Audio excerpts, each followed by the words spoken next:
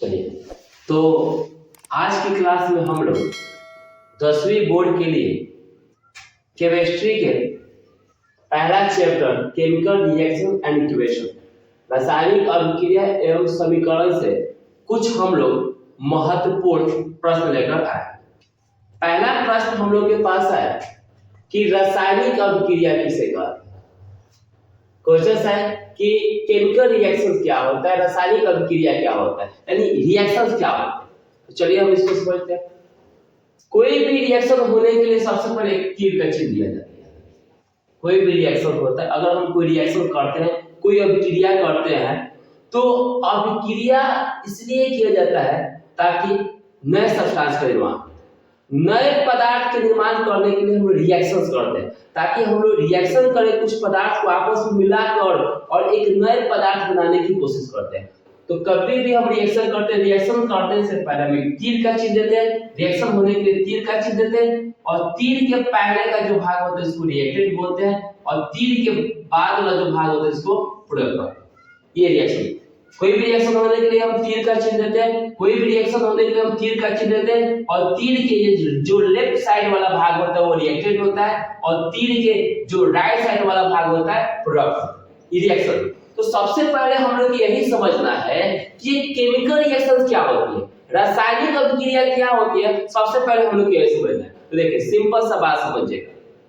जब भी हम क्या करते हैं, दो या दो से अधिक पदार्थ, दो या दो से अधिक पदार्थ को जब हम आपस में क्रिया करवाते हैं, आपस में मिलाते हैं, आपस में संजोग कराते हैं, जब भी हम दो या दो से अधिक पदार्थ में और दो या दो से अधिक पदार्थ को हम क्या करें, उसको जब आपस में क्रिया करवाते हैं, तो एक नए गुण वाले पदार्थ का निर्माण।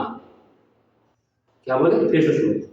जब दो या दो से अधिक पदार्थ को आपस में संयुक्त कराते हैं तो एक नए गुण वाले पदार्थ का निर्माण होता है, जिसका गुण मूल पदार्थ के गुण से बिल्कुल भिन्न होता है।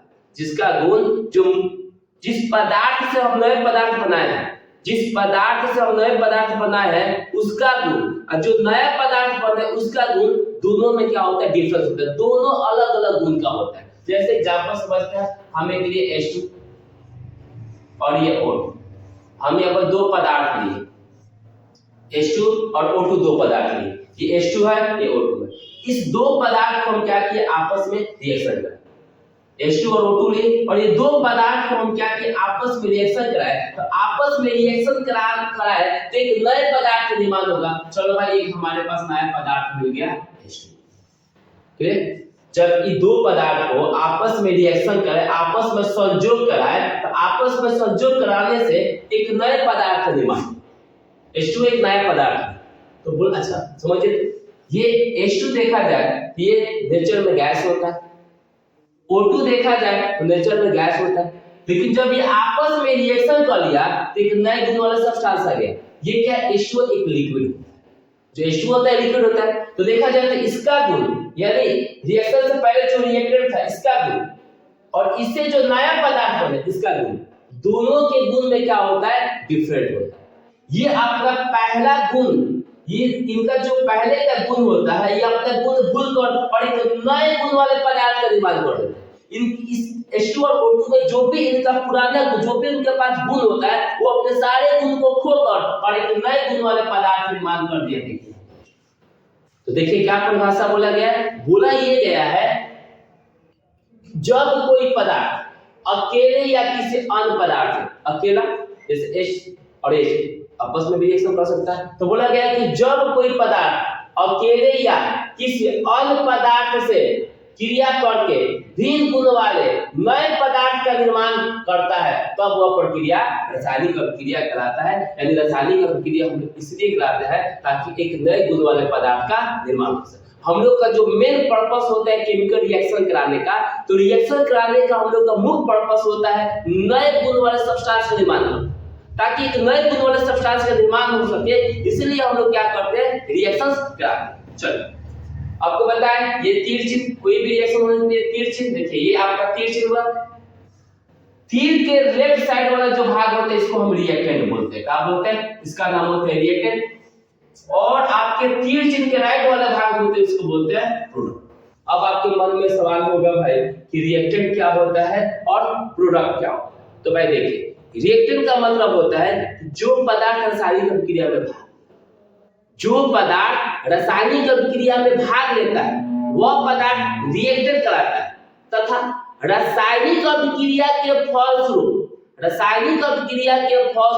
जो नए सब्सटेंस का निर्माण होता है उसको हम क्या बोलते हैं, प्रतिफल। तो देखा जाए यहाँ पर H2 और O2 यहाँ पर क्या हुआ, रिएक्टेंट, क्योंकि यही वो पदार्थ है जो रासायनिक अभिक्रिया में भाग ले रहा है और रासायनिक अभिक्रिया के फलस्वरूप ये H2 एक नया पदार्थ बन रहा है, इसलिए यहाँ पर H2 एक प्रतिफल हो जाएगा और यहाँ पर H2 और O2 यहाँ पर क्या हो जाएगा, रिएक्टेंट हो जाएगा। तो सिंपल सी बात बोले रिएक्टेंट क्या होता है, प्रोडक्ट क्या होता है। तो रिएक्टेंट और प्रोडक्ट आपको पहचान आना चाहिए। रिएक्टेंट क्या होता है, तीर चिन्ह के जो लेफ्ट साइड वाले भाग होते हैं वो आपके रिएक्टेंट होते हैं और तीर चिन्ह के राइट साइड वाले जो भाग होते हैं वो प्रोडक्ट होते हैं। रिएक्टेंट का मतलब होता है जो पदार्थ रासायनिक अभिक्रिया में भाग लेता है और प्रोडक्ट का मतलब होता है कि रासायनिक अभिक्रिया के फलस्वरूप जो नए पदार्थ का निर्माण हुआ उससे हम क्या बोलते हैं, प्रतिफल।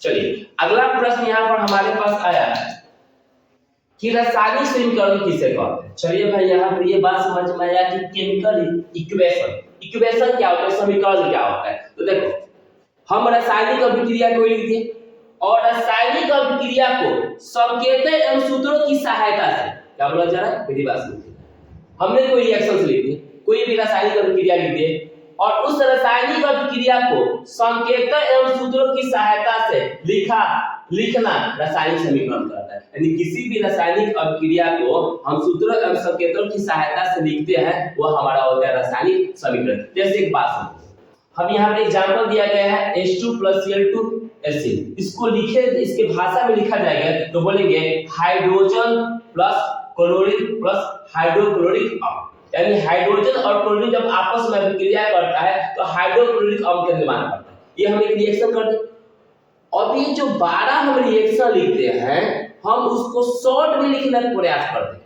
अब यहाँ पर लिखेंगे hydrogen plus chlorine plus hydrochloric अम्ल। अब इसी रासायनिक अभिक्रिया को हम क्या करते हैं, उसका संकेत या सिंबल फॉर्मूला की सहायता से क्या कर देते हैं, उसको संक्षिप्त निरूपण कर देते हैं।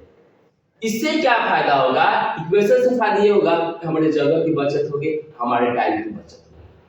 तो देखिए यही बात बोला गया है कि रासायनिक समीकरण किसे कहते हैं। तो भाई बोल सकते हैं कि किसी रासायनिक अभिक्रिया को संकेतों एवं सूत्रों की सहायता से, देखिए बहुत बोले भाई, संकेत या सूत्रों की सहायता से लिखना रासायनिक समीकरण कहलाता है। यानी कोई भी रिएक्शन और उस रिएक्शन को हम क्या करते हैं, संकेत एवं सूत्र की सहायता से लिख देते हैं, वो हमारा कहलाता है रासायनिक समीकरण कहलाता है। जैसे यहाँ पे एग्जांपल दिया गया H2Cl2 और 2HCl, ये सब क्या है, इक्वेशन, ये हम इक्वेशन ला H2 लिख दिए, Cl2 लिख दिए, 2HCl, ये क्यों, क्योंकि ये हम किसी अभिक्रिया के सूत्र या संकेत की सहायता से लिखे। अभिक्रिया को हमने क्या किया कि सूत्र एवं संकेत की सहायता से लिखे हैं, इसलिए हमारा ये क्या हो गया, रासायनिक समीकरण। अब समझा जाए जो रासायनिक समीकरण होता है वो रासायनिक समीकरण दो प्रकार के होता है, एक संतुलित रासायनिक समीकरण और एक असंतुलित रासायनिक समीकरण।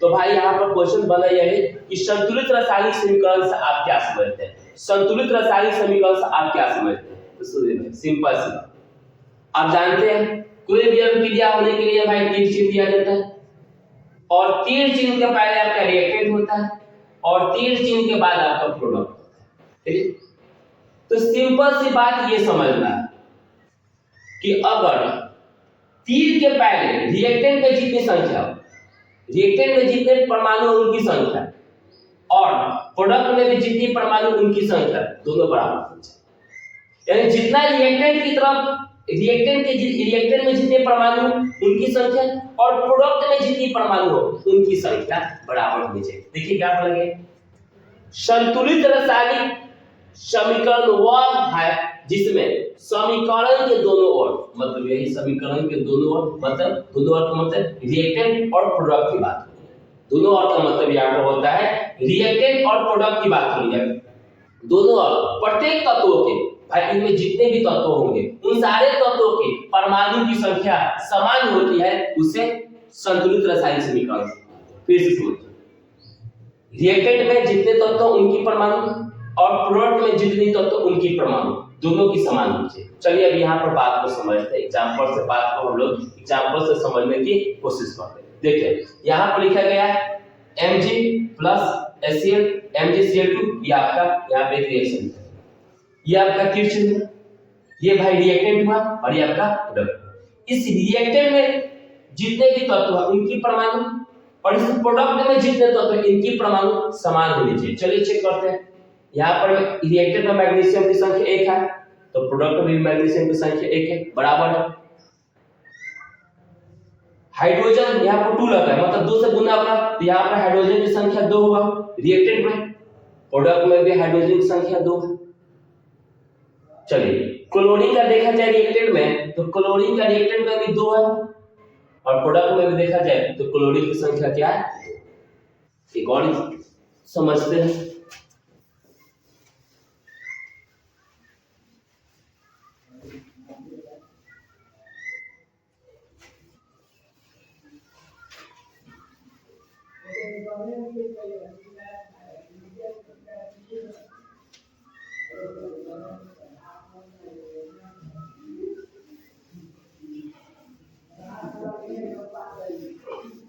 जैसे गौर में हम लिख दिए H2 प्लस O2 बना H2, क्या ये हमारा संतुलित है? चेक कर लेते हैं। तो भाई संतुलित के लिए क्या बताया गया, यही तरीका बताया गया है कि रिएक्टेंट में जितने परमाणु उनकी संख्या और प्रोडक्ट में जितनी परमाणु उनकी संख्या बराबर। तो चलिए चेक करते हैं। तो देखा जाए यहाँ पर हाइड्रोजन कितना है भाई, तो हाइड्रोजन की परमाणु 2 है, 2। यहाँ पर ऑक्सीजन कितना है, 2। यहाँ पर हाइड्रोजन कितना है, 2 है और ऑक्सीजन कितना है, 1 है। क्या दोनों और परमाणु की संख्या बराबर है? जी। जब दोनों और परमाणु की संख्या बराबर नहीं है यह समीकरण संतुलित नहीं। अगर हम यहाँ पर अगर 2 लिख दें और यहाँ पर भी 2 लिख दें, अब चेक कर लेते हैं क्या ये बराबर है, क्या ये दोनों और परमाणु की संख्या बराबर है? चलिए चेक करते हैं। तो चलिए यहाँ हाइड्रोजन कितना हुआ, 2 दूनी के 4, ऑक्सीजन कितना हुआ, 2। यहाँ पर देखिए H2 और 2 से गुना है, यहाँ पर हाइड्रोजन कितना हुआ, 4 और ऑक्सीजन कितना हुआ। देखा जाए रिएक्टेंट साइड में हाइड्रोजन की संख्या 4 तो प्रोडक्ट साइड में हाइड्रोजन की संख्या 4। रिएक्टेंट साइड ऑक्सीजन की संख्या 2 तो प्रोडक्ट साइड में रिएक्टेंट की संख्या 2। यानी दोनों और परमाणु की संख्या क्या हो, जब समान हो वैसे अभिक्रिया को हम लोग क्या बोलते हैं, संतुलित रासायनिक समीकरण। अगला प्रश्न हम लोग की यहाँ पर है कि असंतुलित रासायनिक समीकरण किसे कहते हैं। देखिए असंतुलित को हम कंकाली समीकरण के भी नाम से जानते हैं। जो असंतुलित रासायनिक समीकरण होता है तो असंतुलित रासायनिक समीकरण को हम कंकाली समीकरण के भी नाम से जानते हैं। तो यहाँ पे एक प्रश्न पूछा गया, भाई ये बैलेंस करने वाले कौन इनमें से संतुलित है कौन असंतुलित है, ये एग्जाम में 10वीं में पूछता है, तो थोड़ा क्लियर कर लेना। सिंपल सी बात, तीर चिन्ह के इस साइड में मतलब रिएक्टेंट में कुल परमाणु जितने भी एटम है जितने भी एलिमेंट है उनकी परमाणु और प्रोडक्ट साइड में जितने भी एलिमेंट है उनकी परमाणु। अगर दोनों के बराबर है तो भाई बस बैलेंस, अगर बराबर नहीं है तो अनबैलेंस। देखो यहाँ पर बोला गया, इसी प्रश्न को समझते हैं। तो बोला जा रहा है कि असंतुलित रासायनिक समीकरण वह समीकरण है, भाई एक प्रकार का समीकरण है। कैसा समीकरण है भाई, तो जिसमें समीकरण के दोनों ओर तत्वों के परमाणु की संख्या समान नहीं होती है। मतलब कि रिएक्टेंट साइड में और प्रोडक्ट साइड में तत्व जितने तत्व उनकी परमाणु समान नहीं। जैसे देखिए यहाँ पे एग्जांपल है, कोई भी अभिक्रिया होने के लिए बोले तीर का चिन्ह दिया जाता है, भाई हम तीर का चिन्ह दिए। तीर के लेफ्ट साइड वाला भाग आपका रिएक्टेंट होता है और तीर के राइट साइड वाला भाग आपका प्रोडक्ट होता है। जो तीर के लेफ्ट साइड वाले जो भाग होते हैं उसको हम रिएक्टेंट कहते हैं और तीर के जो राइट साइड वाले भाग होते हैं उससे हम लोग प्रोडक्ट कहते हैं। देखा जाए तो बोला गया कि समीकरण के दोनों ओर मतलब रिएक्टेंट और प्रोडक्ट की बात। तो देखा जाए हाइड्रोजन 2 रिएक्टेंट में देखा जाए तो हाइड्रोजन 2 है और प्रोडक्ट में देखा जाए तो हाइड्रोजन 1 है। रिएक्टेंट में देखा जाए तो क्लोरीन 2 है और प्रोडक्ट में देखा जाए तो क्लोरीन 1 है। तो क्या ये दोनों और तत्वों के परमाणु की संख्या समान है? नहीं, दोनों और तत्वों के परमाणु की संख्या समान नहीं है। वैसे समीकरण को आप बोलिएगा असंतुलित रासायनिक समीकरण या कंकाली समीकरण। मेरे ख्याल से आपको ये भी बात समझ में आया कि संतुलित रासायनिक समीकरण क्या होता है और असंतुलित रासायनिक समीकरण क्या होता है। यहाँ से भाई क्वेश्चन। अब अगले बहुत बढ़िया यहाँ पर टॉपिक बताया गया है, बहुत अच्छा यहाँ पे क्वेश्चन है कि द्रव्यमान के संरक्षण का नियम लिखिए। द्रव्यमान संरक्षण का नियम क्या होता है? भाई देखो, केमिस्ट्री में जब भी कोई अभिक्रिया होती है तो कुछ ना कुछ नियम का पालन करती है। जब भी केमिस्ट्री रिएक्शंस करती है, अभिक्रिया करती है तो कुछ नियम का पालन करती है। उसी में से एक नियम होता है द्रव्यमान संरक्षण का। मेरी बात समझ में क्या बोले? जब भी रासायनिक अभिक्रिया होती है, जब भी रिएक्शंस होती है तो कुछ ना कुछ वह अभिक्रिया कुछ ना कुछ नियम का पालन करती है। उसी नियम में से एक नियम है द्रव्यमान संरक्षण का नियम। ये द्रव्यमान संरक्षण का नियम क्या होता है भाई, इसको समझने की कोशिश करते हैं। समझिए, आपको समझाने की कोशिश कर रहे हैं कि ये क्या होगा। ये मान लीजिए रिएक्टेंट हो गया, ये आपका प्रोडक्ट वाली बात ही जानते हैं, ये रिएक्टेंट ये प्रोडक्ट। तो द्रव्यमान संरक्षण का नियम कहता है भाई कि जितना रिएक्टेंट साइड का द्रव्यमान होता है उतना ही प्रोडक्ट साइड का द्रव्यमान होता है। मतलब कहने का मतलब कि अगर रिएक्टेंट में का द्रव्यमान मान लीजिए आपका 10 ग्राम, रिएक्टेंट साइड का द्रव्यमान अगर 10 ग्राम है तो प्रोडक्ट साइड का भी द्रव्यमान कितने होना चाहिए? 10 ग्राम। ये नियम कहता है, द्रव्यमान संरक्षण का नियम कहता है कि भाई रिएक्टेंट का जितना द्रव्यमान होता है उतना प्रोडक्ट का द्रव्यमान होना चाहिए। अगर ऐसा नहीं होगा तो भाई आपका रिएक्शन गलत हो जाएगा, क्योंकि रिएक्शन कहता है कि भाई हम इस नियम का पालन करते हैं। तो भाई जब हम द्रव्यमान संरक्षण का नियम का पालन करना चाहिए, क्योंकि रिएक्शन करने के लिए कुछ ना कुछ नियम का पालन करना पड़ता है, उसी में से एक द्रव्यमान संरक्षण है। तो भाई द्रव्यमान संरक्षण का नियम का पालन करना चाहिए। और द्रव्यमान संरक्षण क्या कहता है, जितना रिएक्टेंट का द्रव्यमान होता है उतना ही प्रोडक्ट का द्रव्यमान होता है।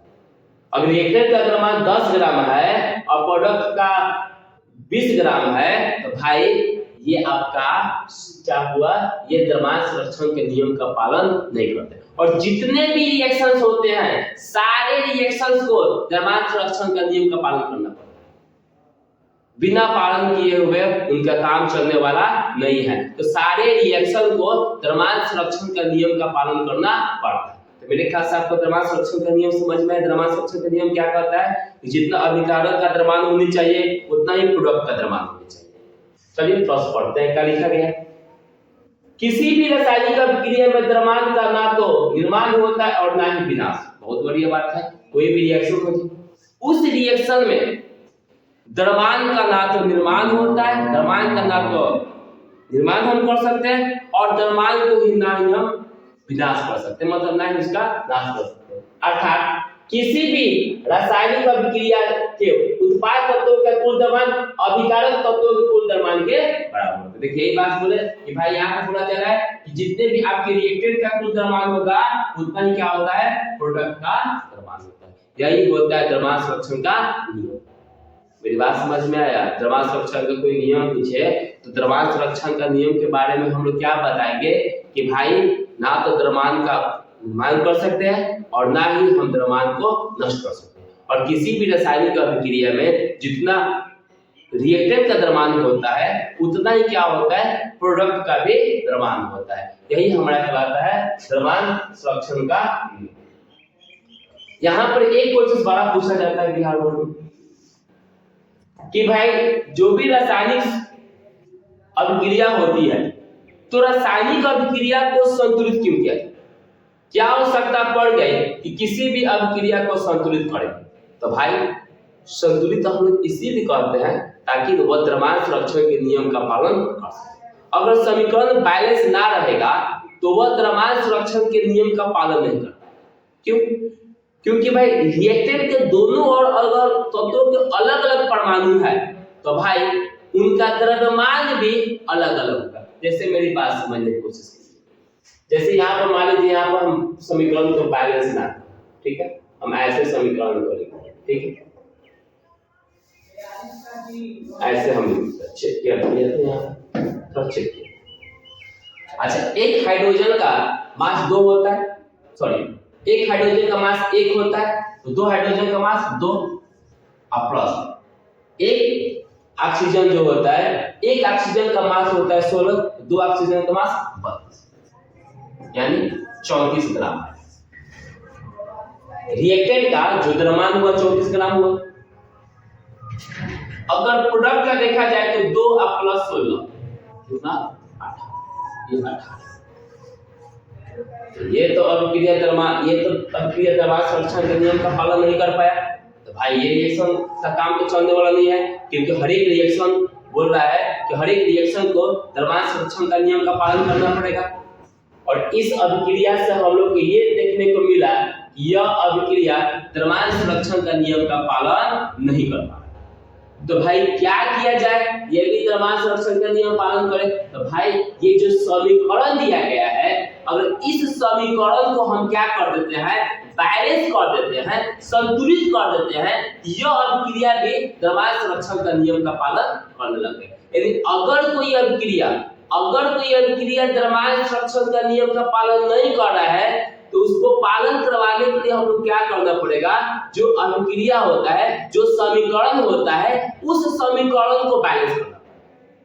अगर हम उस समीकरण को बैलेंस कर देते हैं तो वो अभिक्रिया द्रव्यमान संरक्षण का नियम का पालन करना शुरू कर देगा। यही कारण होता है कि किसी भी हम अभिक्रिया को क्या करते हैं, कोई भी रिएक्शन को हम लोग क्या करते हैं, बैलेंस करते हैं। बैलेंस क्यों करते हैं? तो बैलेंस हम लोग इसलिए करते हैं ताकि वो अभिक्रिया द्रव्यमान संरक्षण का नियम का पालन कर सके, क्योंकि उसको एकदम जरूरी है, श्योर है कि भाई उसको द्रव्यमान संरक्षण का नियम का पालन करना चाहिए, क्योंकि एक नियम है। इस नियम से कोई भी रिएक्शन अछूता नहीं रह सकता है। सारे रिएक्शंस को, जितने भी रिएक्शंस है, सारे रिएक्शन को नियम का पालन करना पड़ेगा, द्रव्यमान संरक्षण के नियम का पालन करना पड़ेगा। अगर रिएक्शन द्रव्यमान संरक्षण के नियम का पालन नहीं करते हैं तो अभिक्रिया नहीं हुआ। मेरी बात समझ में आ रही है? तो भाई सिंपल सा तरीका है भाई, अगर कोई द्रव्यमान संरक्षण का नियम का पालन नहीं करे तो कैसे पता चलेगा द्रव्यमान संरक्षण का नियम का पालन नहीं करे? भाई चेक कर लीजिएगा दोनों तरफ, मतलब रिएक्टेंट साइड और प्रोडक्ट साइड, अगर दोनों साइड का द्रव्यमान अगर अलग अलग आ गए तो पक्का पाकी है कि वह जो अभिक्रिया है वह द्रव्यमान संरक्षण का नियम का पालन नहीं कर। तो भाई हम उसको क्या करेंगे, पालन करवाएंगे। तो पालन करवाने के लिए क्या करना पड़ेगा कि जो हमारा रासायनिक समीकरण होगा, उस रासायनिक समीकरण को हम क्या कर देंगे, बैलेंस कर देंगे। और जब बैलेंस करेंगे तो वह रासायनिक अभिक्रिया द्रव्यमान संरक्षण के नियम का पालन करना चालू। देखिए यहाँ पर ये द्रव्यमान संरक्षण का नियम का पालन नहीं कर रहा है। अगर हम क्या करते हैं, किस अभिक्रिया को हम लोग बैलेंस कर देते हैं। चलो भाई इस अभिक्रिया को हम लोग बैलेंस करते हैं। अच्छा, बैलेंस करने पर देखें तो क्या ये द्रव्यमान संरक्षण का नियम का पालन किया, तो निश्चित करते हैं। तो भाई यहाँ पर 2 हाइड्रोजन, टोटली 4 हाइड्रोजन है। देखिए 2 2 के 4 हाइड्रोजन है, और एक हाइड्रोजन का द्रव्यमान होता है 4, सॉरी एक हाइड्रोजन का द्रव्यमान होता है 1, तो 4 हाइड्रोजन का द्रव्यमान कितना होगा, 4। यहाँ पर लिखिए 4 प्लस, भाई कितना यहाँ पर ऑक्सीजन है, 2, तो एक ऑक्सीजन का 16, 2 ऑक्सीजन का 32, कितना हुआ भाई 36 ग्राम। यहाँ पर देखिए, यहाँ पर भी देखा जाए तो 2 into H2O का मास 18 होता है, कितना है 36 ग्राम। तो देखिए यहाँ पर भी 36 ग्राम, यहाँ पर भी 36 ग्राम। अब ये द्रव्यमान संरक्षण का नियम का पालन कर लिया। अच्छा, ये द्रव्यमान संरक्षण का नियम कैसे पालन किया, जब हम क्या किए, रासायनिक समीकरण को संतुलित। अगर हम रासायनिक समीकरण को संतुलित नहीं करते, यह द्रव्यमान संरक्षण का नियम का पालन नहीं करता। तो मेरे ख्याल से आपको रासायनिक अभिक्रिया को संतुलित क्यों किया जाता है, इसका जवाब आपको अच्छी तरह से समझ में आया। अगला हम लोग का एक क्वेश्चन था संयोजन या संश्लेषण अभिक्रिया का। ये भी आपके एग्जाम में पूछता है कि आपको पहचान करनी, कोई रिएक्शन दे देगा, अब बोलेगा कि बताइए ये कौन सी अभिक्रिया है। तो भाई सिंपल सी बात, आपको एक सिंपल से इसका ट्रिक बता दो। भाई प्रोडक्ट साइड जाना, अगर प्रोडक्ट केवल एक होगा, हम प्रोडक्ट साइड का भाई ये आपका तीर के जो लेफ्ट साइड का भाग होता है उसको रिएक्टेंट कहते हैं, और तीर के जो राइट साइड वाले भाग होते हैं उसको हम लोग प्रोडक्ट कहते हैं। तो हम जाएंगे प्रोडक्ट के पास, अगर देखेंगे प्रोडक्ट अकेला है, देखिए तो यहाँ पर केवल एक ही प्रोडक्ट है, तो दूसरा प्रोडक्ट नहीं। यहाँ पर देखा जाए एक ही प्रोडक्ट, तो नीचे देखिए तो यहाँ पर देखिए 1 2 प्रोडक्ट है, ये थोड़ा होगा। जिसमें केवल एक प्रोडक्ट होगा, आपको पहचानने का तरीका बता रहे हैं कि हम कैसे किसी संयोजन अभिक्रिया को पहचान कर सकते हैं। हमारे एग्जाम में ऑप्शन दे देगा कि इनमें से कौन सा संयोजन अभिक्रिया है, बस उसकी पहचान करने का तरीका एक ही है कि आप प्रोडक्ट साइड में जाइएगा। अगर प्रोडक्ट साइड एक ही हो, मतलब प्रोडक्ट में चले जाओ, केवल एक ही प्रोडक्ट हो, तो समझ लीजिएगा क्या होता है, ये संयोजन अभिक्रिया होता है। चलो इसको समझते हैं कि क्या होता है। ये तो पहचानने का तरीका हम लोग समझे, लेकिन अगर हमारे एग्जाम में पूछ दिया कि बताइए संयोजन या संश्लेषण अभिक्रिया क्या होता है, तो भाई क्या बोलेंगे? देखो, वैसी रासायनिक अभिक्रिया एक अभिक्रिया है जिसमें दो या दो से अधिक पदार्थ मिलकर एक नए पदार्थ का निर्माण करें। केवल एक नए पदार्थ, यानी केवल एक नए पदार्थ का निर्माण करें, तो वैसे अभिक्रिया को हम लोग बोलते हैं संयोजन अभिक्रिया। इन संयोजन अभिक्रिया में हम क्या करेंगे? हम दो पदार्थ लेंगे, रिएक्शन करेंगे और क्या कितने पदार्थ बनाएगा? केवल एक पदार्थ का निर्माण। तो अगर वो अभिक्रिया केवल एक पदार्थ का निर्माण कर दिया, दो या दो से अधिक पदार्थ को मिलाने पर, दो या दो से अधिक पदार्थ को मिलाने पर अगर केवल एक पदार्थ का निर्माण कर दिया, तो वैसे अभिक्रिया को हम लोग क्या बोलेंगे? वैसे अभिक्रिया को हम लोग बोलेंगे संयोजन या संश्लेषण अभिक्रिया। मेरे ख्याल से आपको बात समझ में। यदि एक संयोजन अभिक्रिया कैसी फैक्ट्री, तो ये ऐसी फैक्ट्री है इसमें दो या दो से अधिक पदार्थ डालिएगा और उस फैक्ट्री से केवल एक पदार्थ निकलकर एक पदार्थ बन के बाहर निकलता है। तो जिस फैक्ट्री में हम एक से अधिक पदार्थ डाल रहे हैं, दो या दो से अधिक पदार्थ डाल रहे हैं, और वो फैक्ट्री केवल एक पदार्थ बनाकर भेज रहा है, तो भाई वैसे फैक्ट्री को बोलिएगा संयोजन या संश्लेषण अभिक्रिया। यानी इसमें जो प्रोडक्ट बनेगा वो केवल एक ही प्रोडक्ट बनेगा। मेरे ख्याल से आपको ये बात। अब यहाँ को बोला गया वियोजन। वियोजन का मतलब तोड़िए, डिकम्पोजिशन या विघटन। वियोजन का मतलब होता है तोड़ना। आया बात समझ? अब इसमें क्या होता है? वियोजन में क्या होता है? हम एक बड़े मॉलिक्यूल लेते हैं, देखिए एक बड़ा मॉलिक्यूल, और इसको हम क्या करते हैं कि दो या दो से अधिक पदार्थों में तोड़ देते हैं। एक हम यहाँ पर बड़ा मॉलिक्यूल लिए और इस बड़े मॉलिक्यूल को हम लोग क्या किए, सॉरी यहाँ पे एक बड़ा मॉलिक्यूल लिए और इस बड़े मॉलिक्यूल को हम लोग क्या किए कि दो या दो से अधिक पदार्थों में विघटित कर दिया। अब भाई वियोजन करने के भाई तोड़ना है तो कोई ना कोई तो माध्यम चाहिए, तोड़ने के लिए किसी न किसी प्रकार के माध्यम चाहिए, तभी जाकर हम क्या कर सकते हैं, किसी पदार्थ को तोड़ सकते हैं। जैसे हम हीट देकर, प्रकाश देकर, गर्म करके, अगर किसी पदार्थ को गर्म भी कर देते हैं तभी वो क्या हो जाए, टूट सकता है। करंट करवाकर, गर्म करके, ये सब तरीका से हम लोग क्या कर सकते हैं कि किसी भी पदार्थ को हम लोग क्या कर सकते हैं, वियोजन कर सकते हैं। तो चलिए हम समझते हैं कि पहले ये वियोजन अभिक्रिया क्या होता है, क्योंकि ये भी क्वेश्चन आपके एग्जाम में पूछता है। तो बोला जा रहा है वियोजन अभिक्रिया को आप अपघटन अभिक्रिया के भी नाम से जान सकते हैं।